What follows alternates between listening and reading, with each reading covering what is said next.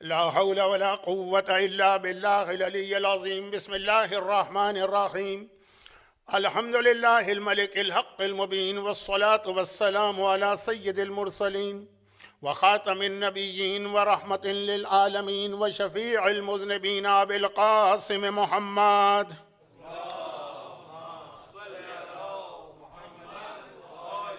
وآله الطيبين الطاهرين الذين أذهب الله عنهم الرجس وطهرهم تطهيرا.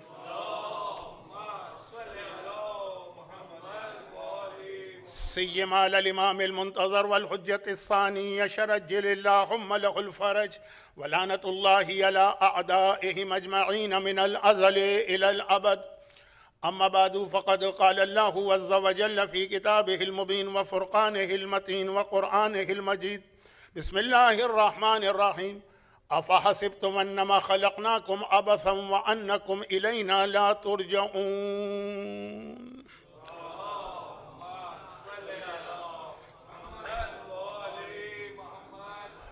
مجلس کی ابتدا میں یہ عرض کر دوں کہ میرے اعتبار سے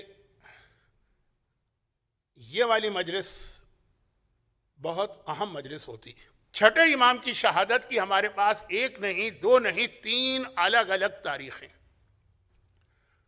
چنانچہ یہ عین ممکن ہے کہ آج جو 25 شوال کے اعتبار سے ہم شہادت منا رہے ہیں، کہیں 15 شوال منائی جائے.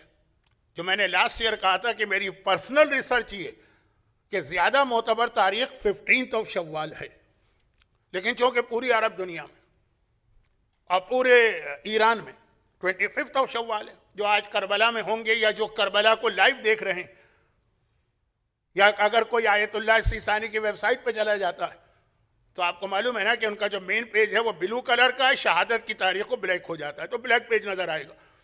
تو یہ 25 شوال اس لیے ایک اہم تاریخ ہے، گرچہ میں پرسنلی 15 شوال ہی کا قائل ہوں.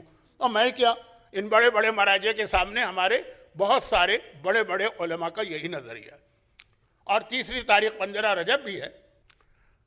چھٹے امام تمام ائمہ طاہرین میں ایج کے اعتبار سے سب سے زیادہ 65. رسول خدا اور امام علی 63 ہیں. اب ایک سوال یہاں پہ آ جاتا ہے کہ امام زمانہ تو 1200 سال ہے. نہیں، امام زمانہ کی ایج کو اللہ نے روکا ہوا. جب ظاہر بھی ہوں گے تو 40 سال کی ایج ہوگی یا اس سے بھی کم کی، وہ ایک الگ بحث. 65. اور سب سے زیادہ جو امامت کا ٹائم پیریڈ ہے وہ بھی 7ویں اور چھٹے امام کا. چھٹے امام کا نام جعفر ہے، ٹائٹل صادق. اب اس کے اوپر میں چونکہ پچھلے 3-4 تقاریر میں، یعنی جو چھٹے امام کے لیے میں نے 3-4 تقاریر کی ہیں، اس میں وضاحت کر چکا ہوں. آج میرے پاس وقت نہیں.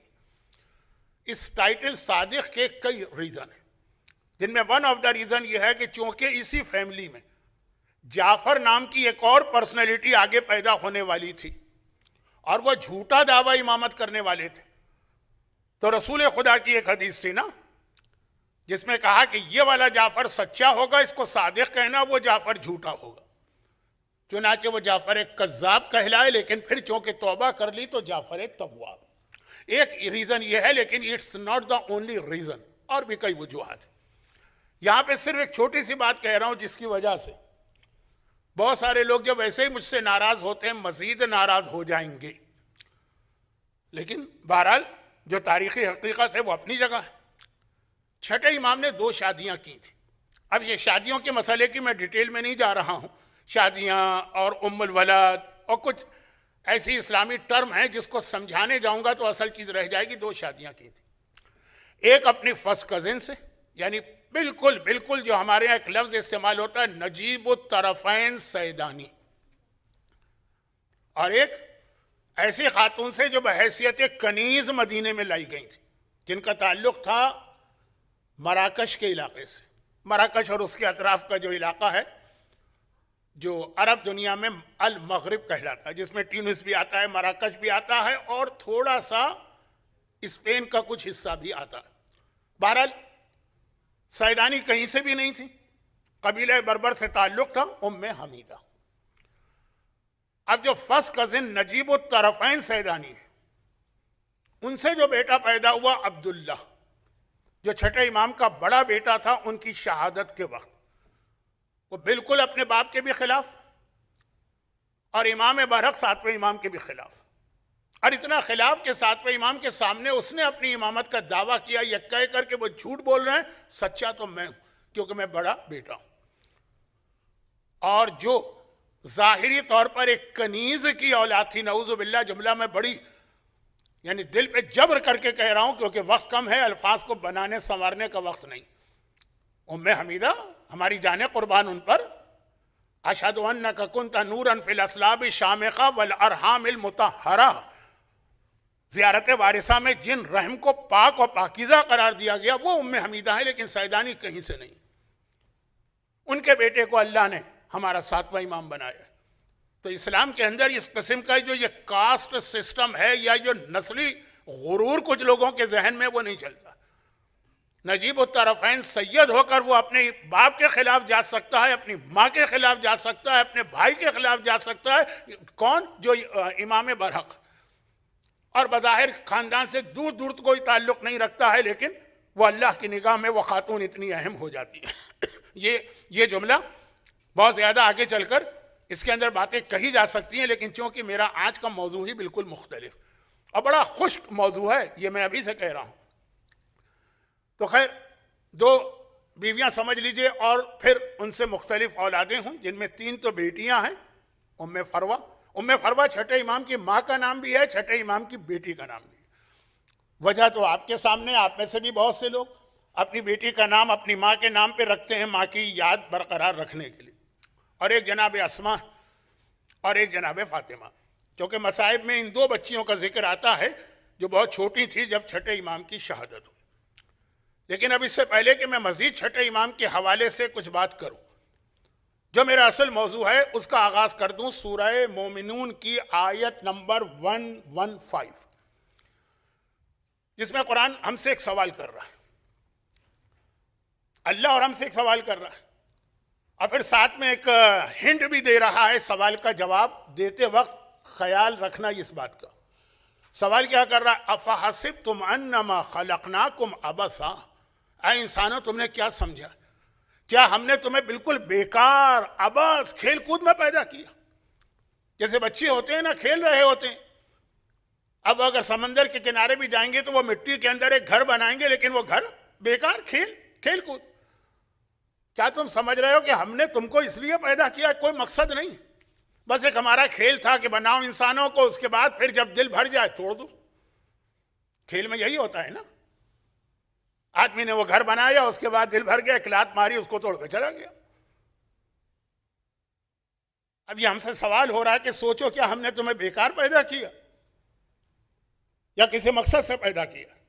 اچھا، اب اگر مقصد سے پیدا کیا ہے تو قرآن نے ایک اشارہ دے دیا کہ مقصد پر جب غور کرنا تو اس طرف مت جانا کہ ہاں ہم کو اس لیے پیدا کیا ہے کہ ہم عالیشان مکانات بنائیں، بہترین گاڑیاں ہمارے پاس ہوں، کون سی گاڑیاں جن کے تو نام لینا بھی مجھے نہیں آتے، فراری اور پتہ نہیں کون سی، عالیشان محلات، بڑے بینک بیلنس، بہترین کمپنیاں، اچھی بیوی، اس کے لیے نہیں۔ انکم الینا لا ترجعون، کیا تم ایک دن پلٹ کے واپس ہمارے پاس نہیں آؤ گے؟ یہ ایک اشارہ قرآن کر رہا ہے کہ تمہیں جس مقصد کے لیے پیدا کیا ہے اس کا تعلق تمہاری واپسی کے سفر سے ہے، روز قیامت سے۔ اچھا، اب سوال تو کیا قرآن نے کہ غور کرو، لیکن اس کے بعد خود ہی قرآن نے اس کا جواب دیا، اور مشہور ترین آیت میں جواب دیا۔ ابھی یہاں کا افحسبتم انما خلقناکم عبثا، لفظ عبث اردو میں بھی استعمال ہوتا ہے، اور پھر خود ہی جواب دیا وما خلقت الجن والانس الا لیعبدون، بس یاد رکھو کہ ہم نے انسانوں کو صرف اپنی عبادت کے لیے پیدا کیا۔ پہلے سوال کیا کہ غور کرو کس مقصد کے لیے، پھر خود جواب دیا ہم نے پیدا کیا اپنی عبادت کے لیے۔ عبادت کسے کہتے ہیں؟ یہ ہے میرا اصل موضوع، اور اس کے حوالے سے کچھ اہم باتیں آدھی تقریر کے بعد۔ چلیں، ہمارے یہاں بھی احترام ممبر ہے کہ تقریر بڑی خشک ہو جائے گی، لیکن بہت کم لوگ ایسے ہوں گے جو دوران تقریر اٹھ کے چلے جائیں گے۔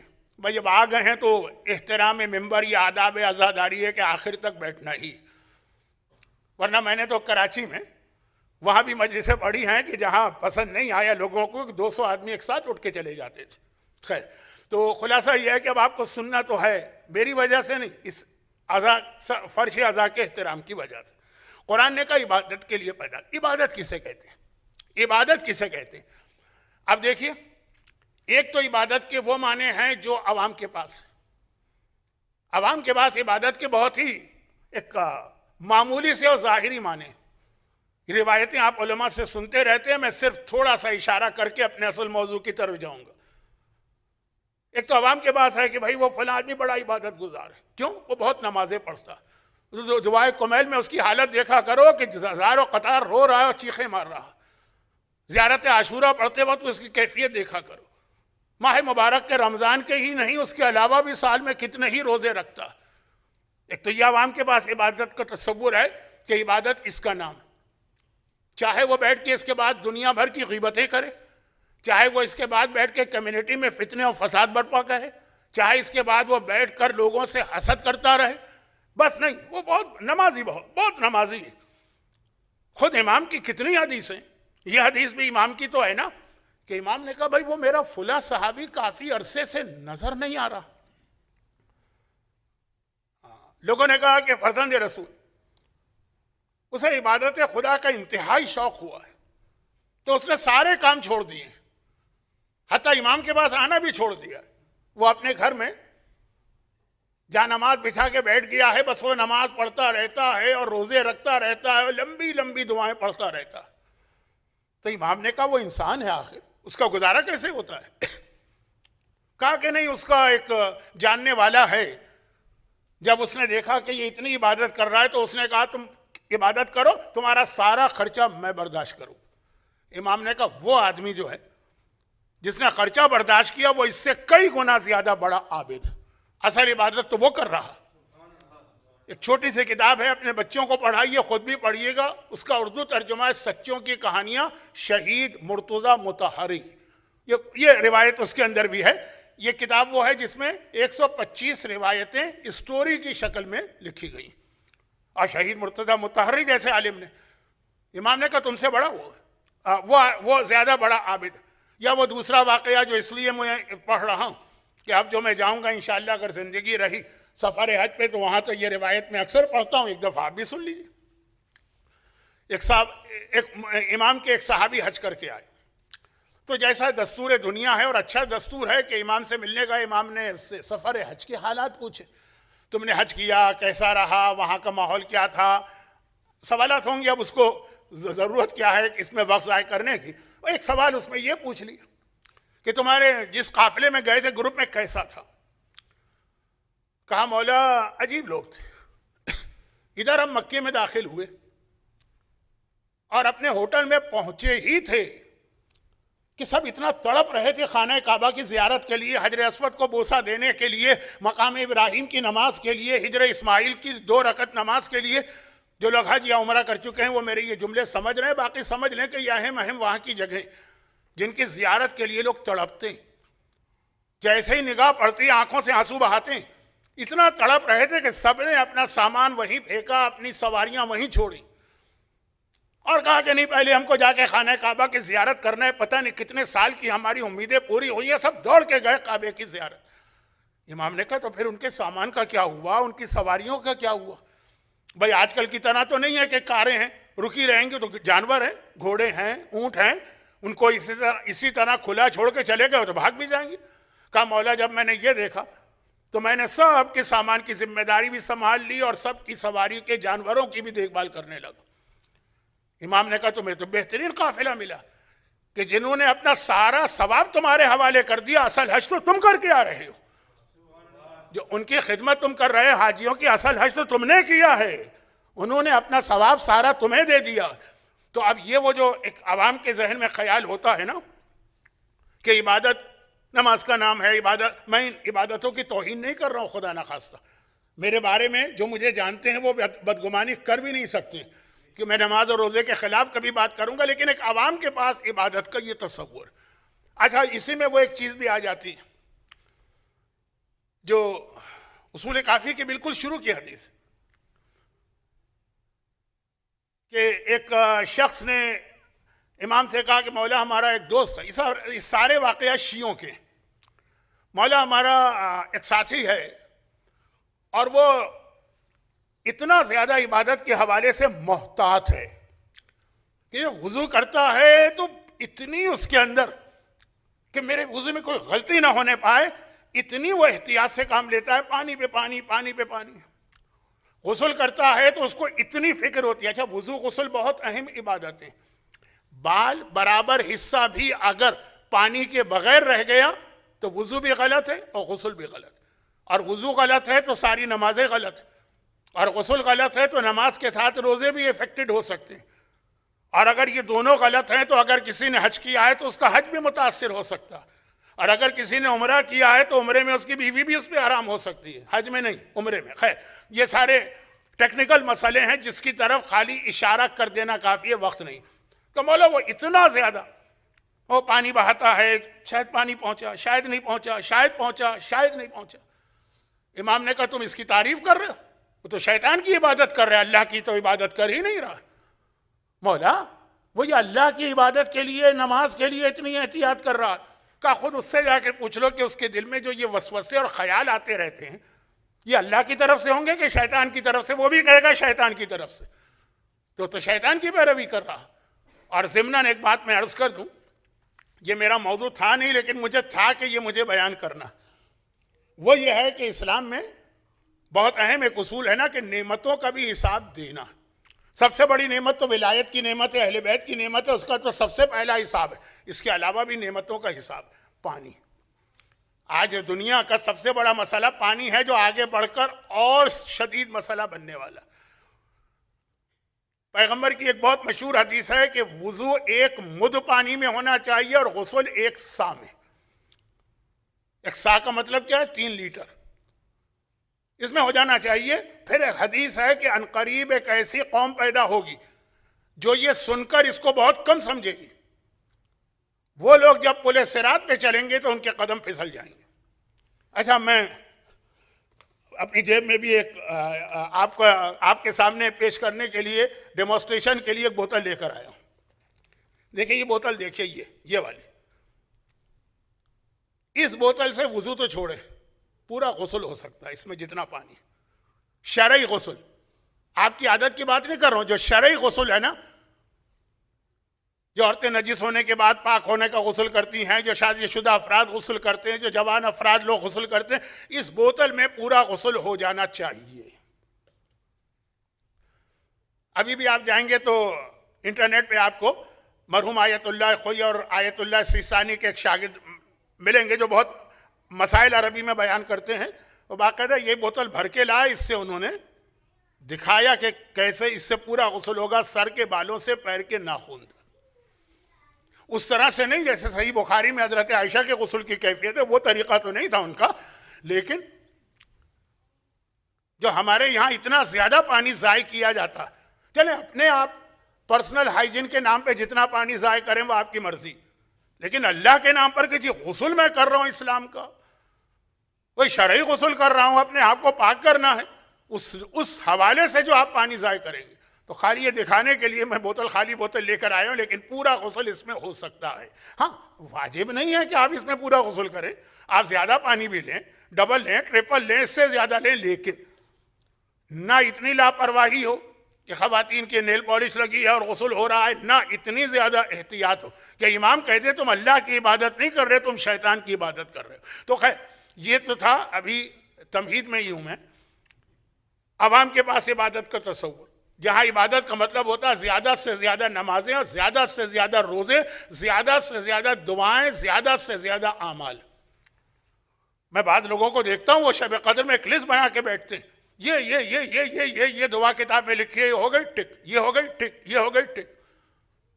اس میں سے خالی 2 دعائیں پڑھیں لیکن پوری توجہ کے ساتھ پڑھیں، اس کا ثواب اس پوری دعاؤں سے زیادہ، لیکن وقت نہیں ہے میرے پاس، تو یہ تو ایک عوام کا تصور۔ اچھا، عبادت کا ایک ٹیکنیکل ڈیفینیشن بھی ہے جو فقہ میں ہے۔ فقہ کسے کہتے ہیں؟ فقہ کا مطلب یہ ہے کہ حلال و حرام کا علم، وہ عبادت کی ڈیفینیشن ہے، وہ بہت ہی محدود ہے۔ وہ بھی میں بتا دوں معلومات کے لیے کہ فقہ میں عبادت کسے کہتے ہیں۔ مثلا آیت اللہ سیستانی مثلا رہبر آغا خامنائی، مثلاً آیت اللہ خوئی، مثلاً آیت اللہ محسن حکیم سے لے کے محمد ابن یعقوب کلینی تک. ٹیکنیکل ٹرم میں عبادت کسے کہتے ہیں؟ ٹیکنیکل ٹرم میں عبادت وہ کہتے ہیں جس کے اندر قربتاً اللہ کی نیت کے ساتھ عمل کیا جائے. جو اس کے بغیر عمل ہو جائے وہ ٹیکنیکل ٹرم میں عبادت نہیں. لیکن جو قرآن کا پیغام ہے اس میں وہ عبادت ہے، اسی پہ آ رہا ہوں. اچھا، جو ٹیکنیکل ٹرم میں عبادت نہیں ہے وہ بہت ہی موٹا سے 2 فارمولے بتا رہا ہوں، اس کی ڈیٹیل میں ذرا اختلاف ہو سکتا ہے. کہ جو ٹیکنیکل ٹرم میں عبادت نہیں، وہ عمل نابالغ بچہ بھی کر سکتا ہے جو ناسمجھ، اور وہ کافر بھی کر سکتا ہے. اور جو ٹیکنیکل ٹرم میں عبادت ہے اس کی شرط یہ ہوتی ہے کہ اول تو اکثر مراجع کہتے ہیں نابالغ بچہ کر ہی نہیں سکتا. اور جیسے آغا سیستانی کی طرح سے وہ کہتے ہیں کہ نہیں، نابالغ بچہ سمجھدار ہو تو کر سکتا ہے، ناسمجھ نہیں کر سکتا، اور کافر نہیں کر سکتا. بات کو آسان کرنے کے لیے ایک مثال دے دوں موت کی. ایک آدمی مر گیا، مرنے کے بعد اس کو غسل میت دینا، اس کے بعد اس کو کفن پہنانا، اس کے بعد اس کے اعضائے سجدہ پہ کافور لگانا، اس کے بعد اس کی نماز پڑھنا ہے جنازے کی، اس کے بعد اسے دفن کرنا ہے. 5 چیزیں ہیں نا. اب ان 5 میں سے غسل عبادت ہے ٹیکنیکل ٹرم میں. چنانچہ یہ غسل کرنے دینے والا یا تو مومن ہوگا، مسلمان، یا آغا سیستانی کے ہاں سمجھدار بچہ بھی چلے گا. باقی مراجع کے پاس، زیادہ تر کے پاس نابالغ بچہ نہیں چلے گا، سمجھدار ہو کہ نہ سمجھ، اور کافر نہیں چلے گا. صرف ایک بہت ایکسٹریم کیس آتا ہے، وہ چھوڑ دیجیے. اس کے بعد آیا نماز کے بعد کفن. کفن عبادت نہیں. چنانچہ میت کو کفن دینے کے لیے نابالغ بچے بھی آ سکتے ہیں، ناسمجھ بچے بھی آ سکتے ہیں، کافر بھی آ سکتا ہے، کیونکہ اس میں نیت شرط نہیں ہے، قربتاً اللہ کا ارادہ ضروری نہیں. اس کے بعد آتا ہے میت کے اعضاء پہ کافور لگانا. یہ بھی عبادت نہیں. چنانچہ بچہ بھی کر سکتا ہے، کافر بھی کر سکتا ہے، صرف یہ کہ کافر نجس ہے تو نجاست منتقل نہ ہو، گلس وغیرہ پہن کے مثلا. لیکن نماز جنازہ عبادت ہے. اس کے لیے لازم ہے کہ مسلمان ہو، بالغ ہو. صرف آغا سیستانی کہتے ہیں سمجھدار نابالغ بھی چل جائے گا، ناسمجھ تو نہیں چلے گا. اصل ناسمجھ کو پکڑ لیجئے. اور کافر بھی نہیں چلے گا. دفن عبادت نہیں. دفن جو ہے وہ کافر سے بھی کرایا جا سکتا ہے، چھوٹے بچے سے بھی. تو اب یہ ایک میت 5 چیزیں ہیں، میں سے 2 چیزیں عبادت ہیں، 3 چیزیں عبادت نہیں. اور فارمولہ وہی یاد رکھیے کہ جو چیز عبادت ہوگی اس میں نمبر 1 نیت شرط ہے، بغیر نیت کے نہیں. نمبر 2 اس میں یہ شرط ہے کہ مسلمان ہو، کافر نہیں چلے گا. اور نمبر 3 ناسمجھ بچہ نہیں چلے گا، بلکہ بہت سے مراجع کے پاس سمجھدار بھی نہیں چلے گا، بالغ ہونا چاہیے. یہ ہے ٹیکنیکل تعریف. لیکن جو بیچ والی تعریف ہے، جو قرآن کہہ رہا ہے کہ ہم نے عبادت کے لیے پیدا کیا، اس کے معنی کیا؟ وہ جو میرا اصل موضوع ہے. اس عبادت کے معنی ہے ہر وہ عمل جو پروردگار کی رضا کے مطابق. اگر نماز خدا کی رضا ہے تو اس دن نماز عبادت، اور اگر بستر پہ جا کے ساری رات سو جانا رضا پروردگار ہے تو اپنی نمازیں چھوڑ کر بستر پہ سو جاؤ، یہی عبادت قرار پائے گا. اگر روزہ رکھنے، آج اللہ کو ہمارا روزہ چاہیے، آج اللہ روزے سے راضی ہے تو آج کے دن روزہ عبادت.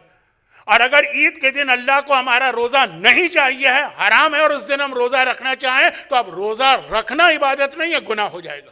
جس موقع پر جو اللہ کی رضا ہو. ایک پائلٹ ہے، ایک سرجن ہے، کوئی ایسا آپریشن کر رہا ہے، بالکل ایسے اسٹیج پر ہے اور فجر کی نماز قضا ہو رہی ہے، تو وہ مریض کی زندگی سے کھیلے گا کہ نماز پڑھے گا؟ مرضی ہے پروردگار. جس موقع پر کبھی نماز مرضی ہوتی ہے کہ نماز چھوڑنا مرضی ہوتی ہے. مولا نے بھی ایک نماز اشاروں سے پڑھی تھی جس کی خاطر پہ سورج پلٹ کے آیا تھا. خیر، تو اب خلاصہ یہ کہ نماز ہو کہ روزہ ہو کہ تلاوت قرآن ہو کہ باقی جتنی مشہور عبادتیں، یہ سب جس وقت مرضی خدا ہو تو یہ عبادت ہے. جس وقت یہ چیزیں مرضی خدا نہ ہو ان کو چھوڑنا عبادت ہوتا ہے. اب اصل سوال آیا، یہاں سے میرا اصل موضوع شروع ہوا، اور وہ یہ کہ ہمیں پتہ کیسے چلے کہ کس وقت، کس لمحے، کس دن، کس جگہ پر اللہ کی مرضی کیا ہے. اب یہ جو میں نے ایک لفظ استعمال کیا، کس جگہ پر، جگہیں بدلنے سے بھی اللہ کی مرضی بدلتی رہتی ہے. ایک بہت مشہور فتویٰ ہے، خالی معلومات کے لیے بتا رہا ہوں، ابھی اس کے ڈیٹیل میں نہیں جا رہا ہوں کہ مراجع کیا کہتے ہیں، وہ میری تقریر کے اگلے حصے میں آنے والا. کہ مثلا وہ مراجع جو عورت کے حجاب میں چہرہ چھپانا واجب سمجھتے ہیں، وہ بھی کہتے ہیں اگر آپ ایسے ملک میں رہ رہے ہیں جہاں یہ چیز توہین کا سبب بن رہی، صرف چہرہ، بال نہیں، تو وہاں آپ چہرہ نہیں چھپا سکتے۔ جیسے آغا سیستانی کے ہاں مغربی دنیا میں اگر کوئی عورت چہرہ کھولتی ہے آغا سیستانی کے فتوے سے، لیکن وہ زیادہ ثواب کے لیے چہرہ چھپانا بھی چاہتی ہے، تو وہ مغربی دنیا میں کہتے ہیں کہ جائز نہیں۔ اس کا ایک بہت مشہور مسئلہ ہے کہ مومن کے لیے چاہے مرد ہو کہ عورت، ایسا لباس پہننا حرام ہے جو اس کی توہین کا سبب بنے۔ یہ بھی ایک مسئلہ ہے۔ میں نے اسی میلبرن میں بعض علماء سے سنا تھا کہ جی اسلام نے لباس میں اجازت دی ہے، جو دل چاہے پہن لو۔ نہیں، ایک عالم کارٹون کیریکٹر کا لباس نہیں پہن سکتا، وہ اس کے لیے جائز نہیں۔ اس کے لیے ایک لفظ استعمال ہوتا ہے، اگر آپ کو یاد رہ جائے، لباس شہرت۔ ہر وہ لباس جس کی شہرت بری، وہ کبھی سب کے لیے بری ہوتی ہے۔ جیسے مغربی دنیا میں چہرے کی نقاب، اب میں ہارڈ اینڈ فاسٹ رول نہیں بتا رہا، ایک معلومات کے لیے، اور کبھی بعض لوگوں کے لیے ایک چیز بری ہوتی ہے، ایک بری نہیں ہوتی۔ اب میں اس کی تفصیل میں نہیں جا رہا ہوں کیونکہ میرا اصل موضوع تو ابھی شروع ہی نہیں ہوا۔ اب آپ کہیں گے اللہ کی پناہ کب شروع ہوگا؟ وہ شروع ہونے والا۔ تو عبادت مرضی خدا، یہ کیسے پتا چلے کہ اس وقت مرضی خدا کیا؟ اس وقت سے مطلب مثلا یہ 2025 میں میلبرن میں مرضی خدا کیا ہے، کراچی میں مرضی خدا کیا ہے، افریقہ کے کسی جنگل میں مرضی خدا کیا ہے، ایک عام بچے کے لیے مرضی خدا کیا ہے، ایک بوڑھے شخص کے لیے مرضی خدا کیا ہے، ایک عالم کے لیے مرضی خدا کیا ہے، ایک جاہل کے لیے مرضی خدا کیا ہے۔ وہ عورت کا واقعہ یاد کیجئے جو ڈاکٹرز نے کہا تمہیں شراب پینا ہے، تو وہ سیدھا امام کے پاس یہی پوچھنے کے لیے آئی کہ مرضی پروردگار بتائیے کیا ہے۔ میں واقعے کو نہیں پڑھ رہا ہوں کیونکہ اتنی دفعہ میں نے پڑھ لیا کہ اب اس کا پڑھنا وقت ضائع کرنا۔ تو مرضی پروردگار، یہ کیسے پتا چلے؟ یہ جس طریقے سے پتا چلتا ہے اس کا نام ہے علم شریعت، علم احکام، علم فقہ، علم حلال و حرام، جو یہ آپ کو بتاتا ہے کہ کس وقت مرضی خدا کیا۔ ایک چیز آج حلال ہے، کل حرام ہو سکتی ہے۔ اس میں ایک بہت مشہور واقعہ بھی نویں امام کا ہے نا، کہ سوال جب کیا تھا اس عالم سے کہ بتا کہ ایک مرد نے ایک عورت کو دیکھا صبح کے وقت تو دیکھنا حرام تھا، اور سورج نکلنے کے وقت دیکھا تو دیکھنا حلال ہو گیا، اور ظہر کے وقت دیکھا تو دیکھنا حرام ہو گیا، اور عصر کے وقت دیکھا تو دیکھنا حلال ہو گیا، اور مغرب کے وقت دیکھا تو دیکھنا حرام تھا، عشاء کے وقت دیکھنا حلال ہو گیا۔ بہت مشہور واقعہ۔ تو اب یہ ہے کہ وہی مرد ہے، وہی عورت، وہی ایک دن ہے، وہی ایک جگہ، لیکن 4 مرتبہ ایک چیز حلال ہوئی، 4 مرتبہ ایک چیز حرام ہوئی۔ لیکن یہ ایک فارمولہ ہے جو پوری زندگی میں چلتا، جگہ بدلنے سے فرق پڑ جاتا ہے عبادت۔ پھر بات کو ایک دفعہ یہاں تک جہاں تک بات پہنچی ہے خلاصہ کر دوں۔ قرآن نے کہا پہلے غور کرو ہم نے تمہیں کیوں پیدا کیا، بیکار پیدا نہیں کیا۔ اور پھر خود کہا کہ سن لو ہم نے تمہیں عبادت کے لیے پیدا کیا، اور پھر عبادت کی ڈیفینیشن بتائی، جس وقت جو اللہ کی مرضی ہو۔ اب یہ کہاں سے پتا چلے؟ جہاں سے پتا چلے اس علم کا نام ہے علم فقہ، علم شریعت، علم احکام دین، علم حلال و حرام، code of practice, complete code of practice, وہ اس علم کا نام۔ چھٹے امام کی سب سے بڑی خصوصیت یہ تھی کہ حالات ایسے بن گئے تھے کہ یہ علم چھٹے امام نے سب سے زیادہ امت تک پہنچائے۔ اسی وجہ سے فقہ وہ علم ہے جو مرضی خدا بتاتا، اسی وجہ سے ہماری فقہ کا نام فقہ جعفری، ورنہ اس میں کوئی چیز چھٹے امام نے نہیں بتائی۔ یہ وہی چیزیں ہیں جو اس سے پہلے 5ویں، جو اس سے پہلے 4تھے، جو اس سے پہلے 3رے، جو اس سے پہلے 2سرے، جو اس سے پہلے مولا، جو اس سے پہلے رسول خدا بتا چکے تھے اللہ سے لے کر۔ لیکن حالات کے تحت چھٹے امام کو یہ موقع ملا کہ یہ علم ہم تک پہنچائیں، اور یہ بہت اہم علم۔ بھائی ہماری ساری زندگی قرآن نے کہا نا بیکار پیدا نہیں کیا۔ اور یہ مت سمجھنا کہ مکان بنانے کے لیے اور گاڑیاں خریدنے کے لیے اور فیکٹریاں قائم کرنے کے لیے اور اچھی جگہ شادی کے لیے اور اچھی جگہ اولاد کے لیے سارے کام کرو سائیڈ میں، پیدا اس لیے نہیں ہوئے، اور جس کے لیے پیدا ہوئے اس کے لیے علم فقہ سیکھنا پڑے گا۔ یہ کون سی فقہ ہے؟ یہ وہ ہے جو چھٹے امام ہم تک پہنچا رہے۔ یہ چھٹے امام کی محنتیں، مغیرہ ابن سعید اللہ اس پہ لعنت کرے، چھٹے امام کا جملہ۔ ابو الخطاب اللہ اس پہ لعنت کرے، یہ چھٹے امام کا جملہ۔ ان لوگوں نے جو حدیثوں میں آ کے گڑبڑ کی ہے، گڑبڑ انہوں نے کی ہے۔ ہماری قوم گردن پکڑتی ہے مجتہدین کی، آپ نے یہ فتویٰ کیسے دے دیا؟ ان کی جا کے گردن پکڑو نا، جن کی وجہ سے پرابلم پیدا ہو رہا ہے۔ خیر، تو اب اس میں ایک بات عرض کر دوں، جو میں نے مجلس کے بیچ میں ایک جملہ کہا تھا، اسی پہ بس آج بات ختم کر رہا ہوں۔ بہت زیادہ باتیں ہو گئیں، سب خشک باتیں ہوئیں، سب ایک ایسے موضوع پر باتیں ہوئی جس سے عوام کو کوئی دلچسپی نہیں، لیکن کبھی میرا دل چاہتا ہے کہ میں بھی اپنی پسند کی کوئی مجلس پڑھوں، جس کی ایک ایگزامپل آج کی مجلس۔ اب اس میں ایک آخری بات کہہ، یہ جو ابھی میں نے کہا نا کہ مثلا روزہ پہلے افطار کر لو، سنت نماز جماعت سے پڑھو، اس میں تو آپ فی الحال ایڈوانٹیج لے ہی نہیں سکتے، کیونکہ جو مراجع اجازت دے رہے ہیں وہ کوئی 8ویں 9ویں نمبر پر آتے ہیں نالج کے اعتبار سے، ایک لسٹ بنانا پڑتی ہے۔ لیکن یہ الحمد کے بعد دوسرے سورے والے مسئلے میں آپ بالکل ایڈوانٹیج لے سکتے ہیں، کرپٹو کرنسی میں بالکل ایڈوانٹیج لے سکتے ہیں۔ لیکن اب میرا ایک مشورہ جو میں نے اشارتاً کہہ دیا کہ قضا نمازوں میں اس کو استعمال کریں، ادا میں استعمال نہ کریں۔ میرا مشورہ، ہمارے بزرگ انڈیا اور پاکستان کے ان کا ویژن جو تھا نا، غضب کا ویژن تھا، بہت دور کی وہ سوچتے تھے، اور وہ دور کی سوچ کے انہوں نے کچھ ایسی فاؤنڈیشن ہمارے یہاں کی رکھی ہے جس سے بہت سے پرابلم ہمارے سالو ہو گئے۔ اور وہ یہ ہے جو میں مثال دے رہا ہوں، جو میں میسج دے رہا ہوں، وضو میں، غسل میں، نمازوں میں، روزوں میں حتی الامکان آپ جو ہے نا بہت احتیاط والے پہلو پہ جائیے، جو آج کل ہمارے یہاں رائج ہے۔ جو نمازیں ہم لوگ پڑھتے ہیں نا، جو وضو ہم لوگ کرتے ہیں نا، جو غسل ہم لوگ کرتے ہیں نا، یہ احتیاط والا پہلو، یہ ہمارے بزرگوں نے سکھایا، یہی مدرسوں میں ہم کو پڑھایا جاتا۔ اس میں ضرورت نہیں ہے کہ آدمی اپنی نالج کا اظہار کرے کہ جی مجھے بڑے مسئلے آتے ہیں۔ کیوں؟ وجہ سنی، جب ایک مرجع کا انتقال ہوتا ہے تو دوسرا مرجع جب آئے گا نا، آپ کو اس کے فتوے سیکھنا۔ تو اب کون مومن ایسا ہے، مجھے تو نہیں ملا کہ جیسے ہی ایک مرجع کا انتقال ہوا، آغا خوئی کا انتقال ہوا، وہ فوراً کتاب لے کے بیٹھا، آغا سیستانی کا وضو کا مسئلہ، غسل کا مسئلہ اسی دن سیکھنا ہے، اس دن کی پہلی نماز کا مسئلہ، جتنے واجبات کے مسئلے وہ سیکھے کہ اس میں اور ان میں اختلاف تو نہیں۔ اگر آپ یہ زحمت برداشت کرنا چاہیں تو آپ کی مرضی، ورنہ بہتر طریقہ ایسا وضو کرو کہ کوئی بھی مرجع آ جائے اس کا وہ سب کے لیے صحیح ہو جائے۔ ایسا غسل کرو کوئی بھی مرجع آ جائے، تمہیں ضرورت ہی نہیں ہے چیک کرنے کی کہ نیا فتویٰ کیا پرانا، جس کو سب مانتے ہیں۔ نمازیں ایسے ہی پڑھو، کوئی بھی مرجع آ جائے۔ بھائی ادا نمازیں جو ہیں اس میں یہ پرابلم ہوگا نا کہ آپ نے اگر عادت ڈال لی ایک آیت کی، نیا مرجع آئے گا آپ کو اس کا فتویٰ معلوم کرنا۔ قضا نماز میں یہ مسئلہ نہیں ہے، وہ تو گزر گیا زمانہ۔ بعض لوگوں کو اپنی معلومات ظاہر کرنے کا بڑا شوق ہوتا ہے۔ ایک مثال دے دوں، وضو ہمارے ہاں کس طرح ہوتا ہے، چہرہ دھویا، سیدھا ہاتھ، الٹا ہاتھ، سر کا مسا، سیدھے پیر، الٹے پیر۔ اب اگر کوئی صاحب ایک نیا انکشاف کریں کہ آغا سیستانی نے اجازت دی ہے دونوں پیروں کا مسا ایک ساتھ کر سکتے ہیں، مگر آغا سیستانی کے بعد کا مرجع کیا کہتا ہے، وہ سارے وضو غلط ہو جائیں گے اسی دن۔ اگر خدا نہ کرے آغا سیستانی دنیا سے گئے تو سارے وضو چیک کرنا پڑیں گے۔ ایک تو ایک چھوٹی مثال دے رہا ہوں، آغا سیستانی نے اجازت دی ہے کہ آپ کلائی سے بھی مسا کر سکتے ہیں، آپ الٹے ہاتھ سے بھی مسا، یہ ساری چیزیں سکھانے کی ضرورت کیا؟ جو صحیح وضو ہوتا چلا آ رہا ہے آج کل، اس میں کون سے ہاتھی گھوڑے لگ رہے ہیں کہ آپ کہنے وہ بڑا مشکل ہے، تو یہ ایک سہولت ہم کو مل رہی۔ کرپٹو کرنسی میں میں نے مانا کہ سہولت مل رہی، قضا نمازوں میں نے مانا کہ سہولت مل رہی، لیکن جو وضو ہمارے یہاں چل رہا ہے، اگر آپ نے وہ طریقہ اس وقت کے مرجع کے کسی نئے مسئلے کے اعتبار سے بدلا تو جیسے ہی مرجعیت بدلے گی آپ کو فوراً چیک کرنا پڑے گا۔ اول تو یہ یاد ہی کس کو رہے گا کہ یہ مسئلہ چیک کرنا۔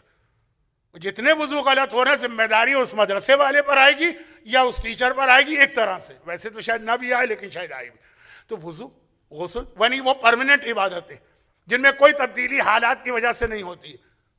وضو، غسل، تیمم، نماز، روزہ ہمارے بزرگوں نے ہم کو سکھائی ایسی جس میں سارے مراجع کے فتوے کور ہو جاتے ہیں، اس میں پھر کوئی پرابلم نہیں ہے، کوئی مرجع آتا ہے کہ جاتا ہے، آپ کو عبادتیں چیک کرنے کی ضرورت نہیں۔ ہاں پھر کوئی چھوٹے چھوٹے مسئلے پیش آئیں کبھی کبھی، وہ تو آپ چیک کر سکتے ہیں، لیکن جو روزانہ کا مسئلہ ہے، جو ہر وقت کا مسئلہ، یہ میری ایک نصیحت تھی۔ لیکن اب یہاں پہ ایک آخری بات اور عرض کر دوں، یعنی بالکل میں اختتام پر آ گئی۔ یہ ساری جو چھٹے امام نے زحمتیں اٹھائی اور ہمیں code of life, code of practice دیا، پوری زندگی گزارنے کا طریقہ سکھایا، جو علم فقہ اور علم حلال و حرام کے ذریعے ہم چھٹے امام نے ہم تک پہنچایا، یہ سارا کا سارا اس کا بینیفٹ بتایا کہ اس کا بینیفٹ ملے گا کہاں پہ، اس کا بینیفٹ ملے گا قبر میں یا قیامت میں۔ اب مسئلہ یہ ہے کہ چھٹے امام جب قبر و قیامت کی بات کرتے ہیں تو لوگ مذاق اڑاتے ہیں، کہا یہ امام صادق ہے، کائنات کی ہر چیز غلط ہو سکتی ہے، اس کا قول غلط نہیں ہو سکتا۔ عجیب بات ہے کہ جس کو غیروں نے صادق مانا ہے، جب اپنے شیعوں کے سامنے ان کی کوئی حدیث پڑھو، مثلا راوی نے کہا مولا یہ جو قرآن کی آیت ہے اس کا مطلب کیا ہے؟ فَإِذَا نُفِخَ فِي الصُّورِ فَتَأْتُونَ أَفْوَاجًا، جب قیامت کے دن جبرائیل نہیں اسرافیل وہ سور پھونکے گا تو لوگ قبروں سے گروپ گروپ میں نکلیں گے، ایک ساتھ نہیں نکلیں گے۔ امام نے حدیث شروع کی، امام حدیث کمپلیٹ نہیں کر سکے۔ ایسا ایک کوہرام بپا ہو گیا امام کی محفل میں کہ لوگ غش کھا کے گر پڑے۔ باقاعدہ اس پر فارسی اور عربی میں اس خالی حدیث کے اوپر 2 والیوم میں کتاب بھی لکھ دی گئی ہے، جس کا ایک ترجمہ بھی اردو میں شائع ہوا۔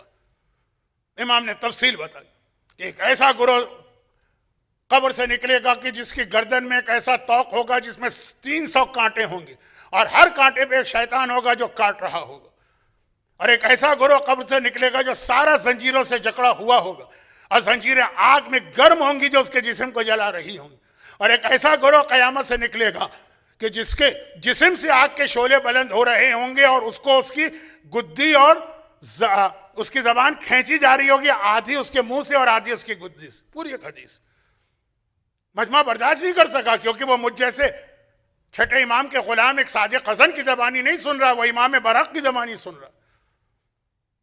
چیخ مار کے گرے، مولا یہ کون لوگ ہیں؟ کہا پہلا گروہ جو 300 کانٹے والا طوق پہنے گا، یہ وہ جو علی کی ولایت کو نہیں مانتے، اور جو قبر سے اس طرح نکلیں گے کہ سارا جسم آگ کی زنجیروں میں جکڑا ہوگا، وہ شراب پینے والے تھے یا نشے کی چیزیں، اور جن کی زبان کے 2 ٹکڑے کر کے آدھی زبان سامنے سے اور آدھی گدی سے کھینچ کے ان کے پیروں کے نیچے پہنچائی گئی، یہ وہ لوگ ہیں جو دوغلے، آپ کے سامنے کچھ کہیں گے، آپ کے پیٹھ پیچھے کچھ کہیں گے، جو بدترین گناہوں میں سے ایک گناہ سمجھا گیا۔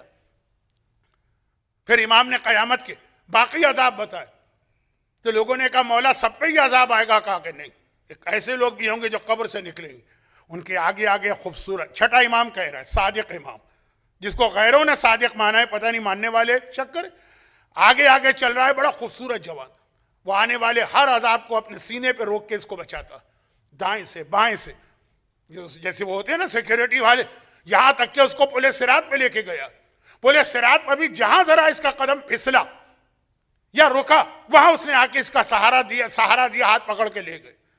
جب جنت کے دروازے پہ اس نوجوان نے اس کو روکا، کہا خدا حافظ اب میں جا رہا ہوں، تو ہے کون جس نے ایسی جگہ میری مدد کی؟ نہ میرا باپ میری مدد کر رہا ہے، نہ میری ماں میری مدد کر رہی، یہ باپ ماں سب قیامت کے دن بھول جائیں گے، چھوڑ دیں گے۔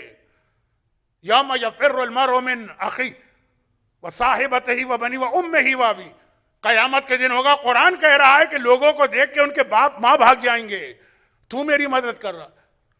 کہا میں وہ تیری نیکی جو تو نے غریب پریشان حال مصیبت زدہ مومن کے ساتھ تو نے مدد کی تھی، مومن کی مدد۔ ہر شخص دنیا میں دوسرے کا محتاج، مومن کی مدد کرنے کا ثواب، کوئی پریشانی میں ہے، کوئی مصیبت میں ہے، کوئی مالی مسئلہ ہے، وہ کہ قیامت میں تم نے دوسروں کو بچایا، قیامت کے دن اللہ تمہیں بچائے گا۔ مگر اس میں امام نے ایک بہت اہم ایک بات بتائی، یہ ضرور یاد رکھیے، یہ امام کی حدیث ہے، اس پہ مجھے آدھا گھنٹہ بولنا تھا، لیکن اب میرے پاس ہمت اور طاقت بھی نہیں ہے، اور حج کی اتنی تیاریاں ہیں۔ امام نے فرمایا ایک بات یاد رکھو، مومن کی مدد جو ہے نا، یہ تو ہماری ذمہ داری ہے، مدد کرو، لیکن جس کی مدد کی جائے جو پریشان حال ہے، اس سے بھی کہا۔ امام نے کہا سنو، یہ چھٹے امام کی حدیث ہے وسائل الشیعہ کے اندر۔ امام نے کہا سنو، اگر کوئی اژدہا ہو جو پورا زہر سے بھرا ہے، وہ پائٹون، وہ بڑا اژدہا، اور اس کے منہ میں ایک روٹی، اور تمہیں وہ روٹی چاہیے، یا ایک کتا ہے، پاگل کتا، جو بعض اوقات لوگ مجھے بھی سمجھتے ہیں جب ایسی تقریریں کرتا ہوں، کہا کہ اس کے جبڑے میں کوئی گوشت پھنسا ہوا ہے، تمہیں وہ چاہیے۔ زہر بھرے ہوئے اژدہے کے منہ سے روٹی لینا اور ایک پاگل کتے کے منہ سے ہڈی چھیننا، یہ قبول کر لینا۔ کسی ایسے آدمی کا احسان نہ لینا جسے اللہ نے اچانک دولت دے دی، جس نے پہلے غربت میں گزارا کیا ہے، اب اللہ نے اس کے دن پھیرے، اس کے پاس بہت دولت آ گئی۔ اس کی فطرت کا جو نیچ پن اور کمینہ پن ہے، جو لفظ امام نے استعمال کیا، اس کا بالکل سلینگ میں ترجمہ، یہ اژدہے، زہر والے اژدہے کی روٹی قبول کر لینا، نو دولتیے کا احسان کبھی قبول نہ کرنا۔ وہ ایک بار احسان کر کے اتنی بار ریپیٹ کرے گا، اتنی بار ریپیٹ کرے گا کہ تم کہو گے اس سے اچھا تو میں مر جاتا. کیوں لیا میں نے؟ دونوں چیزیں امام نے بتائی. مدد کرو اللہ کے لیے تو یہ تمہارے لیے اس دن فائدہ دے گا جس دن عذاب تو چھوڑو جس کا بیان سن کے لوگ غش کھا کے گر پڑتے ہیں. عذاب کا بیان سن کے لوگ بے ہوش ہو جاتے ہیں، اس عذاب سے بچائے گا. یہ ہماری ذمہ داری ہے دوسرے کی مدد کرنا. لیکن جس کی مدد کی جا رہی ہے بس ایک بات کا خیال رکھنا کا، ایسے آدمی سے مدد لینا جس کے دن اللہ نے اس طرح پھیر دیے کہ غربت کے بعد جو دولت آ جائے اس کا دماغ خراب ہو جاتا ہے. وہ فرعون کی طرح کہتا ہے نا ربکم الاعلی، میں تمہیں پال رہا ہوں. اب یہ امام نے زندگی گزارنے کے سارے سلیقے سکھائے، جس میں نے کہا کہ نمازوں اور روزوں کی تو مثالیں میں نے بہت دے دی، ذرا عام پریکٹیکل لائف کی مثال بھی دی جائے. مگر اس کا نتیجہ کیا نکلا؟ مغیرہ ابن سعید کے بعد یہ ابو الخطاب چھٹے امام کے حوالے سے اتنی جھوٹی حدیثیں کیوں بنا رہا؟ اس لیے کہ امام جو اپنا علم پھیلا رہے ہیں، تو جس کی وجہ سے جو لوگ امام کی امامت کو نہیں مانتے ہیں یا امام کی عظمت کو نہیں مانتے ہیں، وہ بھی امام کے علم کی وجہ سے. اہل بیت کا علم، مولا کا مشہور شعر، رضینا بالقسمت الجبار، ہم راضی ہو گئے جو اللہ نے تقسیم کر دیا. کیا؟ العلم لنا والمال لأعدائنا، علم ہم کو دیا ہے، دولت ہمارے دشمنوں کو دی. ہم اس میں راضی ہو گئے. دولت دشمنان اہل بیت کا کمال ہے، علم ہمارا. امام کا جو علم ہے اب جب وہ پھیلا اور اس طرح پھیلا تو جو امام کو جانتے بھی نہیں ہیں، جو امام کو مانتے بھی نہیں، وہ بھی امام کی عظمت کے قائل ہوتے جا رہے ہیں. امام کے نام کا کلمہ ہر طرف پڑھا جا رہا، امام کی محبت پھیلتی چلی جا رہی. منصور دوانقی نے دیکھا کہ یہ تو میرا تخت خطرے میں آ جائے گا. چنانچہ یا 15 شوال یا 25 شوال وہ تاریخ تھی کہ جب گورنر مدینہ محمد ابن سلیمان کو ایک خط بھی بھیجا گیا اور ایک تھیلی بھی بھیجی گئی. خط میں لکھا تھا کہ یہ تھیلی، اس میں انتہائی خطرناک زہر ہے، کسی طرح سے یہ امام تک پہنچا دے. اب برداشت نہیں، اور اب وہ وقت آ رہا کہ یہ امام میرے تخت اور خلافت کے لیے خطرہ بن رہے ہیں. اتنے پاپولر، اتنے فیمس، اتنے مشہور، ایسی مقبولیت. 35 سال جو امام نے گزارے نا، تو 2 جنریشن امام کے شاگردوں ہی کی اسلامی دنیا میں پھیل گئی. چنانچہ گورنر مدینہ نے وہی طریقہ اختیار کیا جو آپ نے چھٹے امام سے پہلے نہیں سنا ہے، چھٹے امام کے بعد سنا. انگوروں میں زہر دینا 8ویں کے حوالے سے سنا ہے نا، 10ویں کے حوالے سے سنا ہے نا. چھٹے سے پہلے 5ویں کا ہی طریقہ نہیں تھا، چوتھے کا نہیں تھا. پہلا امام جس کے اوپر یہ ظلم ہوا وہ میرا چھٹا امام. اور وہی جملے اس کے تھے، وہی جملے امام کے تھے جو بعد میں امام کے پوتے نے مامون سے کہے تھے. بلایا، رات کے وقت بلایا، کہا کہ یہ نیا میوہ آیا ہے، ابھی پہلا پھل آیا ہے اس فصل کا. میں نے دل چاہا کہ یہ دعوت، یہ پھل آپ استعمال کریں. امام معصوم نے انگور کے چند دانے چکھے، اٹھ کے کھڑے ہوئے، گھر جانے لگے. گورنر کہتا ہے کہاں جا رہے ہیں؟ کہا وہیں جا رہا ہوں جہاں تو مجھے بھیجنا چاہ رہا. یہ کہے کہ گھر میں آئے جس طرح سے آئے، وہ بھی ایک بہت عجیب روایت. جب امام نے لا تنالوا شفاعتنا مستخفا بالصلاۃ کا، گھر میں آئے ام حمیدہ امام کی دوسری بیوی، میرے 7ویں امام کی والدہ، وہ کہتی ہیں کہ میں صحن میں بیٹھی تھی، میں نے دیکھا میرا آقا اور مولا لڑکھڑاتا ہوا کمرے میں آ رہا، چہرہ زرد ہو چکا، ہاتھ پاؤں جو ہیں وہ لرز رہے. میں گھبرا کے آگے بڑی، سہارا دے کے امام کو بستر پہ لٹایا. امام نے کہا ام حمیدہ کیا گھر میں اور کوئی نہیں؟ میں نے کہا مولا گھر میں سب لوگ ہیں. کہا سب کو بلا کے لاؤ. جتنے گھر والے ہیں، جو میرے رشتہ دار، میرے غلام، میری کنیزیں، سب یہاں پہ آ جائیں. سب لوگ آ گئے. اتنی دیر میں امام غشی میں جا چکے تھے.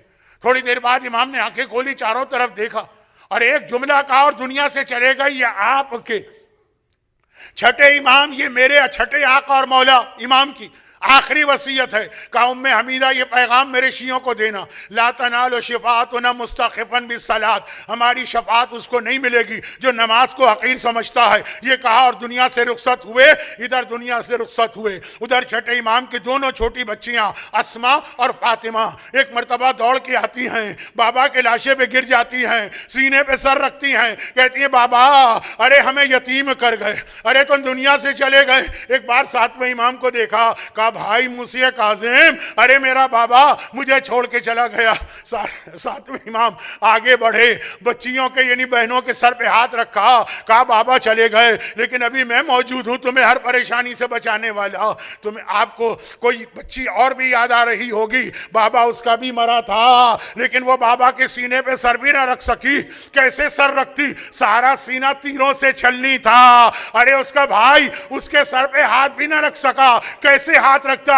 ہاتھوں میں ہتھکڑی ہے، پاؤں میں بیڑی ہے۔ چھٹے امام کا جنازہ بڑی شان سے تو اٹھا، لیکن اگر جنازہ شان سے اٹھا تو پروردگار نے یہ ایک امتحان بھی چھٹے امام کا لیا کہ 8 شوال کو جو یہ ظالم جنت البقیع کے قبرستان میں داخل ہوئے تو بلڈوزر لے کے داخل ہوئے۔ کہاں ہے چھٹے امام کا روضہ؟ لوگوں نے کہا یہ سامنے روضہ ہے۔ ایک بار بلڈوزر چلا، چھٹے امام کا روضہ ٹوٹ کے گرا، نشان قبر ظاہر ہوا، لیکن مولا آپ کی تو قبر پہ بلڈوزر چلایا گیا۔